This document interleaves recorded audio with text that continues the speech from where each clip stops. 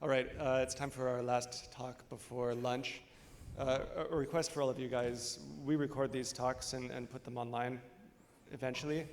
I don't know that we have the last ones from last year online yet, but they will get up there sometime. So if you could, please wait for us to bring the microphone so that we can record the questions in addition to the answers. It makes a big difference for people who didn't get to attend. Second thing, if you're a speaker or a trainer and you haven't seen Kat yet, we have something for you, so please visit her at the front. And now we have Dmitry and Thomas, who were kind enough to step in and give their presentation on research in security issues in hardware cryptocurrency wallets. Thanks. Yeah, so we were talking with George yesterday, and we saw there's not a whole lot of hardware talk, so we're here to fix that, because we'll talk about hardware wallets. So yeah, this is our presentation from CC, by the way, so maybe one or two of you have seen it, but hopefully you'll still learn something new if you haven't seen it. So I'm Dmitry. Some of you know me because I've talked at Recon a couple times. This is Thomas. And also our buddy, our friend, and our colleague Josh isn't here this time around. So with the three of us, we actually started doing cryptocurrency consulting. So for everyone in this room, if you're looking for an industry that needs security people, because there's currently no security people working in that industry, it's cryptocurrency. You can talk, if you buy us drinks, we'll tell you lots of stories about New York hedge funds and whatnot and how terrible their security is.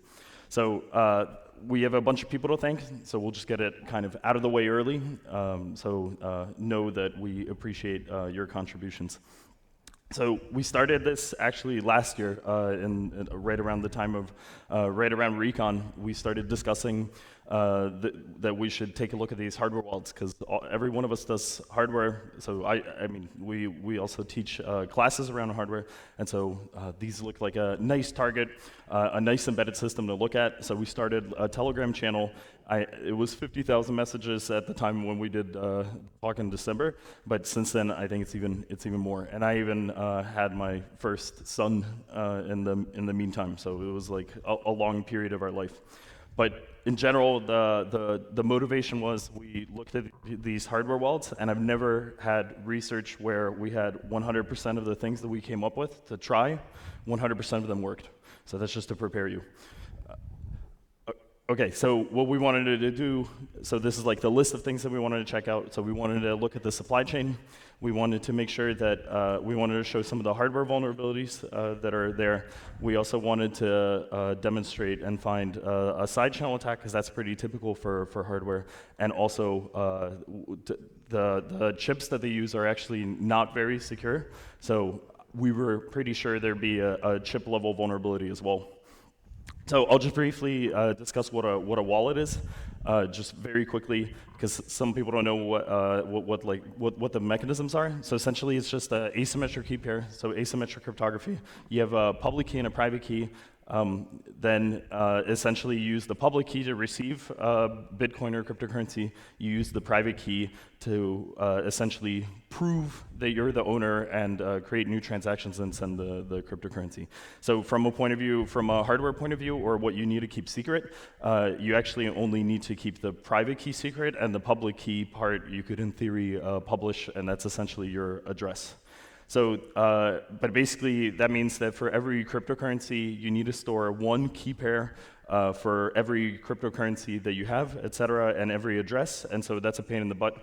So people came up with something better, which is a standard BIP32, BIP44. And essentially that means that you create one cryptographic seed, so essentially one source, and then you derive a bunch of wallets from it. So you can derive, essentially you create one, and then you have an address for Litecoin, Bitcoin, Ethereum, and you can have multiple addresses for each one. And as a side note, that's also what exchanges do when everyone gets addresses. They're deriving, for wallets on the exchange, they're deriving a unique address for you, but this is all ends up being, goes into their wallet. So essentially, so you basically have like an offset, you add some crypto, it's all based on ECC, and then you can generate new private keys and new public keys, et cetera. So long story short, if you do it this way, the cool thing is you only have to store the cryptographic seed. but it's a pain in the butt to write down. So what do people do?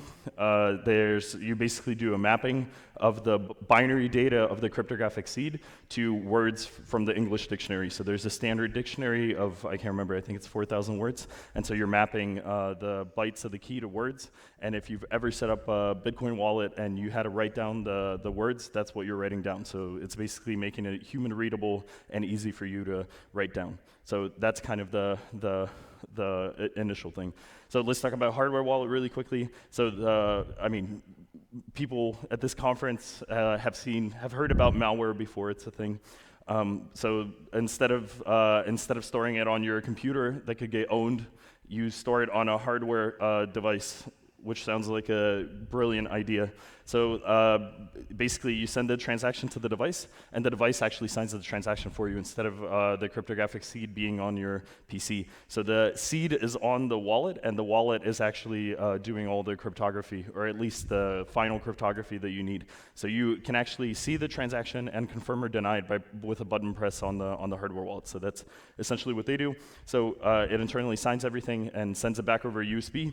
For the most part, USB. There's some Bluetooth wallets as well, but essentially that's the idea. And then, but one thing that people always forget is this has to get broadcast. So there's always a computer there, and that's also potentially an attack vector depending on how they implemented it. Is you need to actually send it to the network for it to get registered, for everyone to know about it, and for it to get integrated in the next block. Okay, so that's the introduction to what a hardware wallet is, which Colin skipped yesterday. So here's supply chain attacks, which is a real vector. Especially, I don't have to explain, hopefully, to people in this room that red teaming is like a thing, or should be a thing. You would hope for hedge funds and whatnot. But yeah, so the manufacturers are pretty conscious about their supply chain. So they use stickers, which is infallible, of course. They use different types of stickers with holograms, with unique serials. So here's our buddy Joe Fitz made these. So they're Fitz 140 approved stickers. One of the funniest things was when we were preparing this talk, we were actually looking. So also you can, just to show you that the stickers are not great, you can still open them up and close them, and we'll see the tool of the trade for performing this attack in a second, but it's totally doable, and you won't be able to see this. You're normally not sitting there carefully studying the holographic sticker for fingerprints and DNA residue. So the counterfeiting is actually a problem, and it was funny, when we were preparing this talk, there was actually a blog post by Trezor, and they were explaining that they've been finding Chinese clones that are using the sticker, but the Chinese clones, ironically, were using the old style of sticker. So they successfully made a copy of the sticker, but it was the old style of the sticker, which meant that, so basically they had a blog post saying, if you buy a wallet right now, then the sticker looks like this. But it's not, it's a valid sticker, but it's the old sticker. So if you had a wallet, for example, in an Amazon warehouse somewhere with an old sticker, it would also have this. It might also look like this. So anyway, stickers are terrible. We don't know whether the wallet that we were taking a look at was actually a fake or not. So that just shows you how that doesn't really contribute to security if you can't even tell if it's the correct sticker or not. And how do you remove stickers? So this is Josh just before our CCC talk, hours before the talk, using a fancy Dyson hairdryer to remove the stickers. This works pretty well. It doesn't leave a lot of residue, and you can see with the tweezers it comes right off. So kudos to Josh for that one. The Trezor T, which is the newer model of the Trezor, they thought about this longer, so they put the sticker on the USB port, because clearly you can't remove it. So Josh overcooked this one a little bit, but you can remove it without it actually leaving residue if you pick the right temperature. So another manufacturer, Ledger, they actually go so far as to say, did you notice we're so secure, we don't need a sticker, is what they say. So it's in the box. So then the next question you might ask yourself is, all right, you got me there. The box doesn't have a sticker on it, but how difficult is it to open the device? And turns out the Ledger's actually by far the easiest one to open. So we all have different techniques. I prefer the toothpick. Some people use fingernails. It's really up to you. But you can really open all of these, even though some of them are ultrasonically welded. Ironically, I would say from the clones that I've seen, if the seal is not good on the Trezors, that's actually also a good way to identify a counterfeit, because the original ones actually do a decent job of ultrasonically shutting it. But if you can open the enclosure, you might be asking yourself, what can you do? Well, you can reball the device, essentially what George was just talking about. So you can replace the chip, load a chip with your firmware. So it's a real problem. Basically, you remanufacture these devices, close it, the user doesn't see, and now they're using. You can get to the point where they're using a backdoored device as well. So one more thing that we looked at was actually was to create an implant would be another attack vector. So we wanted to build an RF implant for this thing. So this is also, Josh helped us out. And everyone remembers the Bloomberg story last year, the Bloomberg Business Week story with the big hack. So we wanted to riff on that one as well. So now we have a small hack. We're gonna attack the ledger. So we also went overboard on domain names. So Josh registered supermicro.fun for this one. But the goals of the hardware implant is that you can basically, you have the device in there, it fits inside, the user doesn't see it, and it bypasses the security function. So this is Josh's part, and Josh has a ham, so he's allowed to do 433 megahertz. But what we were doing is essentially building an implant that could press a button. So why would you want to do that? And the reason is that if you now have, if you own the PC, you can send a transaction, and then you would be able to, over RF, confirm it remotely. And by remotely, I mean from tens of meters away. So we made this PCB, which we have hundreds of. If anyone wants them, come talk to us, so that you can go and backdoor all of your friends' wallets. But it's basically, it's as compact as we could make it, yet be super easy to solder with your hands. Like if you wanted to go even smaller, it'd be totally possible. We just want to make sure that hand assembly works well. So you just have to, the only pieces that are missing are a couple components, a transistor and antenna. So the antenna will be coming up, but you can see here it is on the left. It's on the ledger. On the right, it's on the Trezor, so you can see easily fits in the cases. And you can even play with it in a breadboard because it has standard spacing. So then, antenna design. Tried a couple things: straight antenna, squiggly antenna, spiral antenna. We ended up going with a squiggly antenna. And as everyone knows from the hardware world, if it fits, it ships. So that we went with that one. So then, ironically, I remember we were sitting in the chat, and Josh was very worried because it wasn't working for him. He connected the ledger and was surprised because he was connecting it, and they do a check if the device is genuine or not, and it wasn't working. But then it turned out that it was just Josh's Ubuntu. So then when he tried it on Windows, everything was fine. I mean, there's like, for a moment, Josh nearly had a heart attack thinking there was some way that the device could detect it, but obviously couldn't. So here's nice pictures of Josh's chair that he used for testing in his basement. And he ran out of basement was the problem. So this thing could go even further. So at 50 watts, he was easily getting 11 meters with his transmitter. So here's a little video of that part.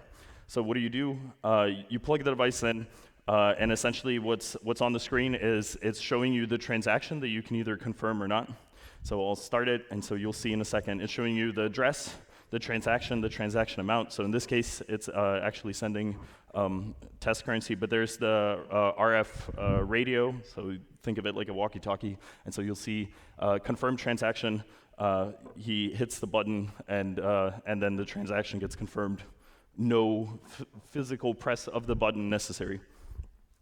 So anyway, so the backdooring these devices or intercepting them and putting an implant in is a real threat, even though the manufacturers kind of discredit this one. So again, you wouldn't be able to do this one with just the device, but you would essentially have to own the machine that they're using, but then you could confirm transactions. So hopefully this one will end up on Mr. Robot in the next season.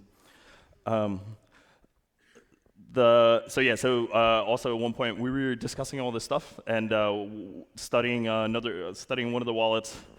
There was a very funny hex constant, and Josh said if you use funny hex constants in your code, people won't be laughing with you; they'll be laughing at you. And Josh said this. Josh said it would end up on DEF CON slides, so it's not DEF CON, and it's no longer CCC; it's Recon. So we had to update that one. But yeah, so now Thomas is going to talk about that. Yes, so as said, we wanted to look at supply chain attacks, but we also wanted to find firmware vulnerabilities. And so one of the devices we looked at was the Ledger Nano S, and we found a vulnerability that we call Food Babe. And we did not come up with this name. This is actually literally in the firmware, so don't blame us for the name. So let's briefly talk about the Ledger Nano S. It's a very simple hardware wallet. It has like 2 buttons, a USB port, OLED, and that's basically it. And if you take it apart, you will see there's really nothing to it. It's a small PCB, a small screen, that's it. And the Ledger Nano S has actually a secure element, so an ST31. And then also an unsecure chip, which is an STM32. And if you turn the PCB around, there's actually 5 pins that look a lot like the STM32 programming port. And turns out this port is enabled, as shown by other people before. And Ledger says this is not a problem. So let's look at the Ledger Nano S security model. So the idea is that you have these 2 chips with the buttons, the display, and the USB connected to the STM32, which is just a microcontroller, and then the ST31 being on its own. And so they consider the left side unsecure and the right side secure. So basically, the left side acts as a proxy, and the right side runs the app, stores the seed, and does all the important stuff, basically. And so if you, this is better. If you put in a transaction, the transaction request will go from the computer through USB to the STM32, which will then forward it to the ST31. And the ST31 will then say, hey, please display this transaction details via the STM32 on the display. And then the STM32 will check the buttons, and if you press yes, it will go to the ST31, and the ST31 will sign the transaction, send it back via the STM32, via USB to the computer, where it then gets broadcasted to the internet. But the problem is, if you pawn this unsecured chip, you can sign your own transactions. Like you just tell the secure element, hey, yeah, we totally displayed this to the user, and he said, yes, don't worry about it, just sign it, give it back to me, and I'll take care of it. But hardware attacks with a debug port are kind of like physical access and so on. And so we started looking at the firmware upgrade process. And so the firmware upgrade is verified using some cryptographic measure, and we cannot simply send a custom firmware to the device anymore. It used to be possible, but now it's not. And assuming it's done right, this can be kind of hard and time-consuming to reverse engineer, and also can lead nowhere. And also the bootloader used to be open source, but now it's completely closed, so we really have to reverse engineer it from scratch and so on. But so after a lot of time in IDA Pro, we basically found that the bootloader accepts different commands. So one of them is select segment, where you basically say, okay, I want to put in a bootloader upgrade, and it will start at this address. Then we can send some data to an offset of the target address. Then we can flush it, so basically just make sure it's written to flash. And then finally, we need to call sequence boot, which is basically a function that verifies the flashed code, and if successful, it puts this constant, foodbabe, to a certain address. And only if this constant is there, the device will actually boot. So basically, when you start the device, it will boot, it waits 500 milliseconds. If a button is pressed, it goes to the bootloader. If not, it checks the address 0x800 3000, and if it's foodbabe, it boots the firmware. So our first attempt was, hey, we just write this ourselves. So we select the address where the constant needs to be, we load foodbabe in, we flush, we reset. Doesn't work, damn it. But so then we looked at the verification they use to prevent you from overwriting it. And so basically what they do is they do a whitelist of if your destination address is in this range, you cannot write to it. And if the destination address is specifically the address of foodbabe, we will just write zeros to it. And then we write it. But it turns out if you read the datasheet of the STM32 very carefully, by default, the flash is also mapped to a second address. And if we look at the code again, it only blacklists a certain address where you are not allowed to write, and it doesn't whitelist where you are actually allowed to write. And so what we can do is simply we replace the address we write to with this mirrored flash. We load, we write foodbabe, we flush, we reset, and we can flush custom firmware. And so what do you do when you're a millennial and you can run code on a device?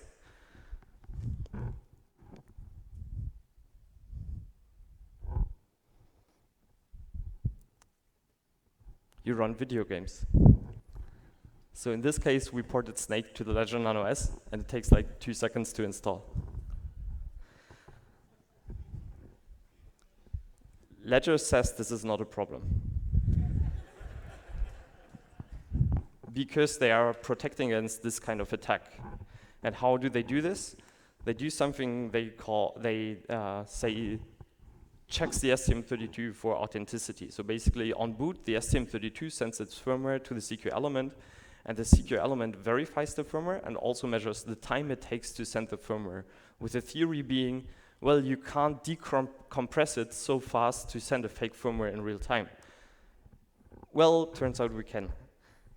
We boot a compromised and compressed firmware, we copy the extractor to RAM, we jump to this extractor, and then really extract the data back to flash. And then we can just use the original code to send over the entire firmware, and the ST31 will happily verify the firmware and happily boot. And the problem is that all the big compressions are kind of hard to do, but if you just find duplicate bytes in the firmware, you basically get enough space, like 250 bytes, to write a compressor, a decompressor, and even some malicious code. We wrote a proof of concept of this that is not offensive and will be released soon.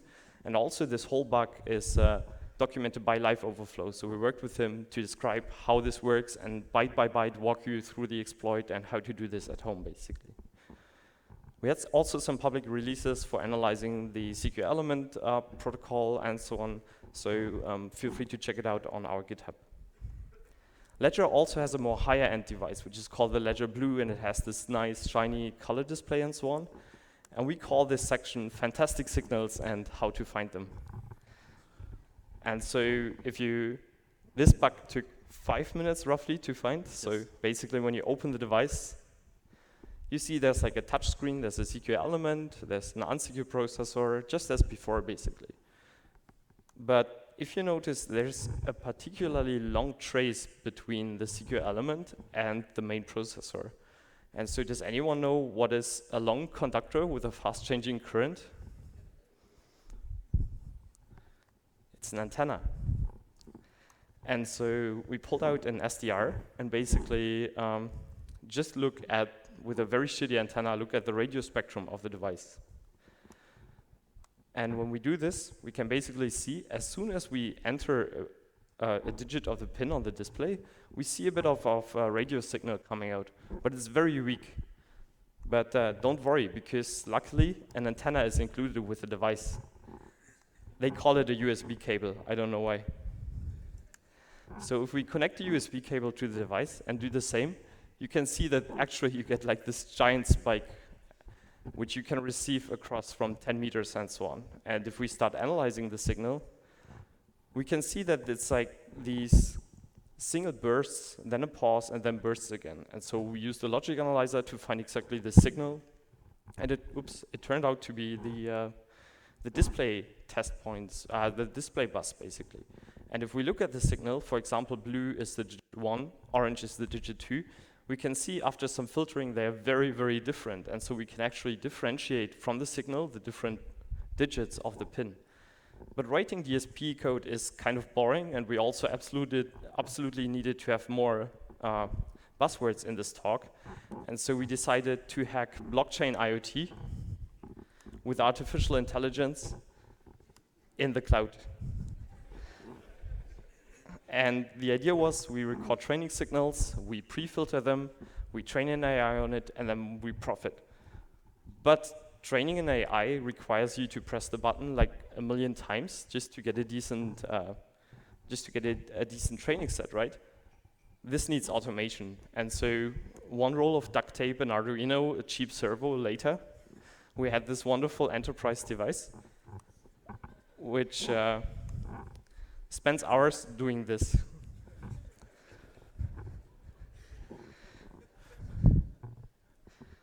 So we have our data recorded, and then to do this scientifically, at the beginning we split it into 2 parts. We have our training set and then our validation set to validate this actually works. So we do pre-processing, TensorFlow, AI model, basically just read a book on TensorFlow and you will know how to do this. And we did the test set, pre-processing, and wanted to see how well does our AI perform. And so TensorFlow can split out these wonderful graphs which show you how accurate it is. So basically it tells you the accuracy, how likely it is to be a certain digit, and also the visualized signal. And turns out that we get 90% accuracy of stealing the pin remotely. And you can actually get this publicly, so we ran this on the Google Cloud because they have free GPUs. And so hit me up if you want to take a look and play around with it. We have a version released with only 5 digits in the training set to not be fully offensive, but yeah. And with that, I'm giving back to Dmitry. Yeah. So the next thing that we wanted to look for was an actual chip-level vulnerability in one of these wallets. So this one affected the Trezor one, was the wallet that we were looking at specifically. So just briefly on the Trezor one, just like the Ledger, it's a very similar idea. So 2 buttons, USB, and an OLED display. But with this one, there's only 1 chip, so there's no extra secure element, and there's no, like, conceptually from the architecture, there isn't a secure, basically a secure, dedicated secure area executing, secure code, let's call it. But the cool thing was, so when we started working with Josh actually did a talk at DEF CON a couple years ago where he exhausted lots of avenues of trying to actually do a glitching attack. And the best part was that he already designed a breakout board for us to work with. So this is essentially, so Trezor is open source, so you can go download from their GitHub, you can get the design files, you can get the code as well, and you can build your own Trezor. So that's exactly what this is. It just breaks out all the signals that we need and just makes it easier to play around with. So you can see right here, he initially used the chip whisperer without success. Colin. But eventually, I mean, we could have, we'll see that it'll work as well. But at the very least, he verified with the chip whisperer that this chip is pretty susceptible to glitching. I mean, he could get it to corrupt certain data values and whatnot. And he kind of exhausted it, but unfortunately, we couldn't, with this work alone, we couldn't turn it into something that we could exploit. So then we started working together, so the 3 of us, and this is what we did next.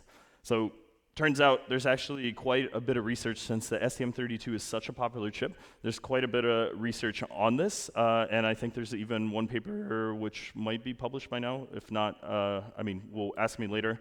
But essentially, there's a couple of people that have already looked into this, and the gist. And so, if you look at the STM32, the ST Micro product portfolio, basically all the chips at the bottom have already fallen, have been slayed, and then there's still some chips that people haven't looked into. But for the ones at the bottom, there's already public research on attacks that you can do against them, and there's a lot of reuse, especially in this class or category of microcontroller. So we would expect those attacks to, at least a certain variation of those attacks, to carry over to some of the other models as well. But specifically, the one we're interested in for the Trezor is the STM32F2. And so how does it work? It has something called readout protection. So essentially, you set this, so you lock the chip down, and what that means is, so ideally you would set it to RDP2. That means you have no access to any of the debugging signals. The bootloader is disabled. Game over. You cannot do anything. That's what STM says. But then, but when you get the device, it actually ships with RDP0, which is fully unlocked. You have debug access. You can flash the device, etc. And so this is just a state in which a manufacturer could actually put code inside of it and go from there. So what we wanted to do, if you look at the patterns, the pattern for unlocking the device is AA. The pattern for locking the device is CC, and that's the state that the Trezor is in. So it's not likely that we'll be able to flip all the bits and get into AA, but if we get anything other than AA or CC, then you actually end up in a state that's called RDP1, which gives you access to RAM, and you can read and write the RAM. And so I think my explanation is like why, because I think some people in the room might be asking themselves, who would need this as a mechanism? Why would you want this? And I assume it's so they can go in the field and essentially collect crash dumps from the device or see where a device got stuck, connect the JTAG and get an image of RAM. But when you do this, you can't do single stepping, you can't access flash, so that's all protected. So you can only get a snapshot of whatever's in RAM.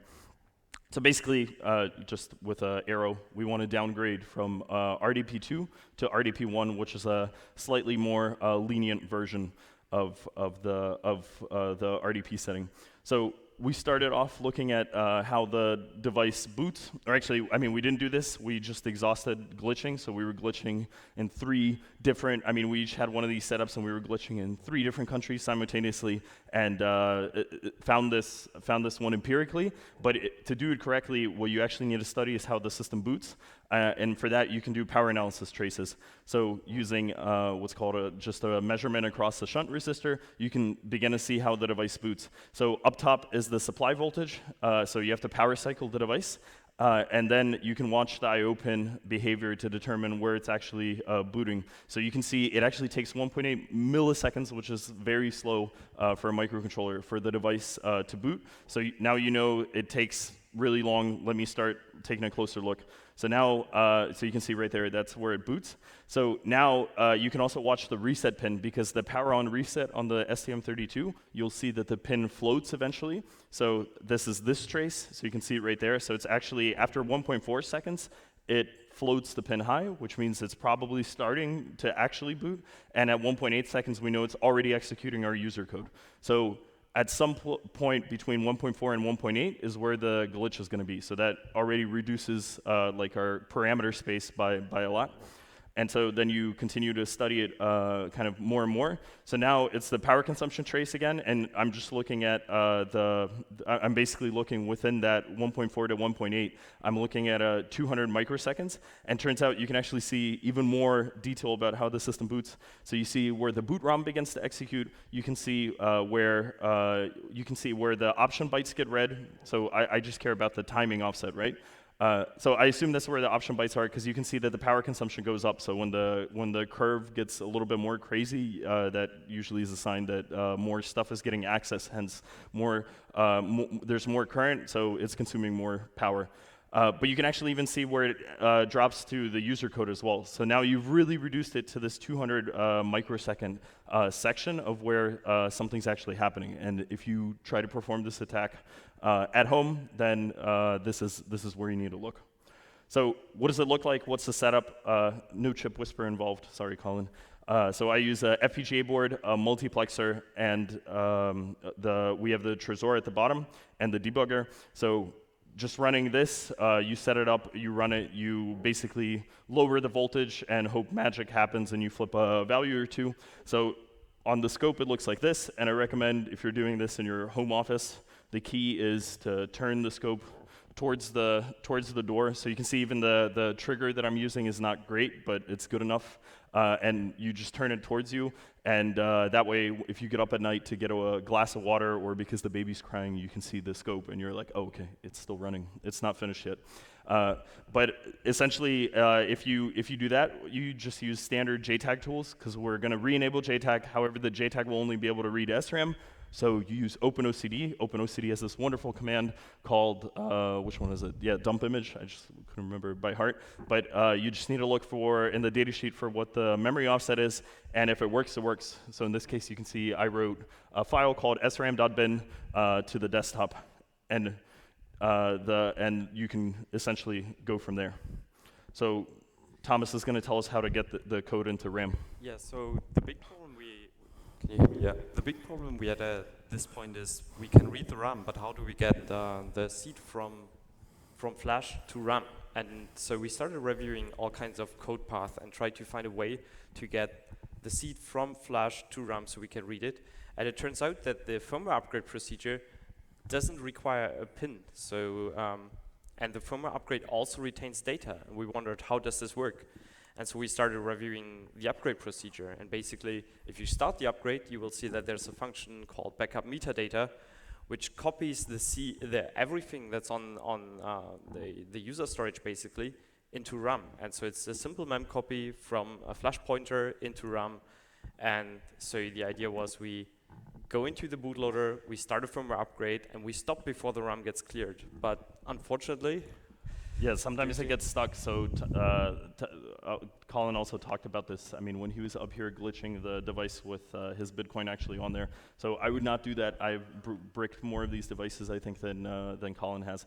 But basically, once you start the install, it's already wiped the flash. So starting at this point, you can actually try to connect over with OpenOCD and dump the memory. So initially I thought that because I thought I was in a hacker movie, I thought I only had enough time until the bar fills and I had to be very fast. So I was sitting there hitting like up arrow and enter on the keyboard or doing it in like a for loop. And it was pretty unreliable. And then I screwed up like one time and I thought the seed was gone forever. But it turns out after you finish the firmware upgrade, it shows you a SHA like 512 or 256 of the firmware that you upgraded, and they do not delete the seed until you hit confirm or deny. So actually, it turns out there's no timing constraints like in this attack. Like if you get it working, then you start the upgrade procedure. It's like 100%. Like if you manage to get it into a state where you can read the SRAM, it's 100% success rate. There's like no way that this will not work.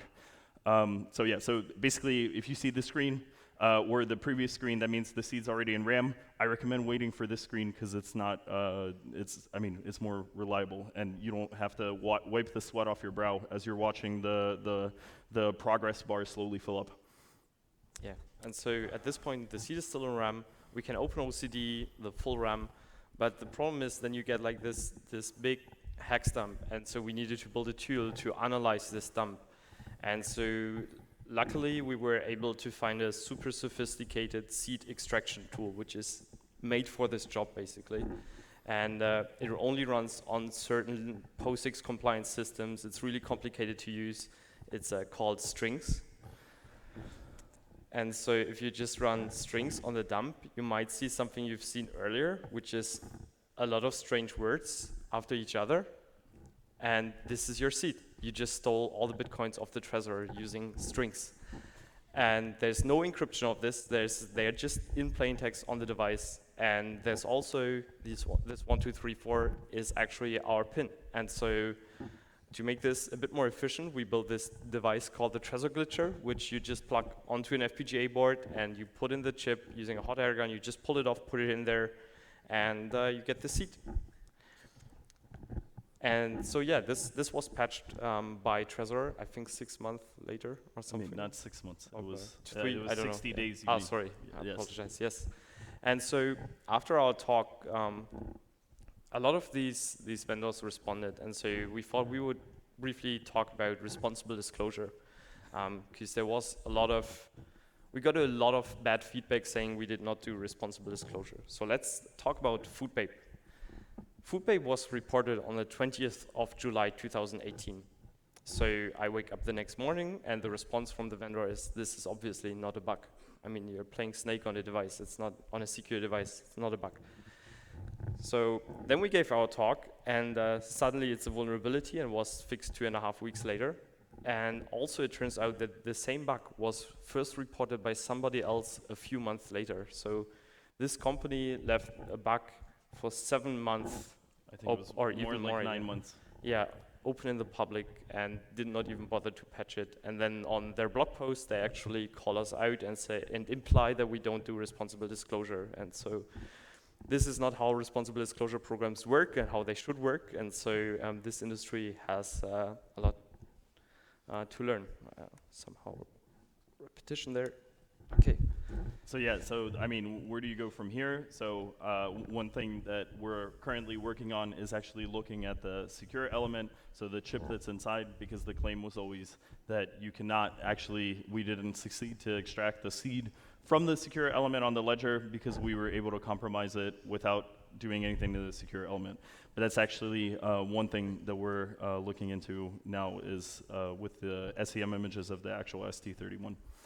So next thing, if you guys are interested in this kind of stuff, just as a shameless plug, we're actually doing a talk at Black Hat this year about all this kind of stuff and about glitching and how that what implications that has for chips. And since .fail is such a great TLD with lots of domains yet to be registered, the talk's going to be chip.fail. So check that out at Black Hat, and that'll cover some additional devices and some further improvements to the stuff we talked about here. And if you're interested in, if you're a cryptocurrency company or you deal with cryptocurrency, you're an exchange and whatnot, feel free to get in touch with us. I mean, that's what we do.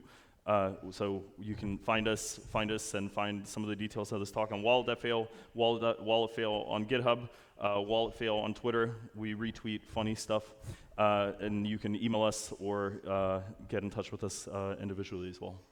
So yeah, thanks. Thank you.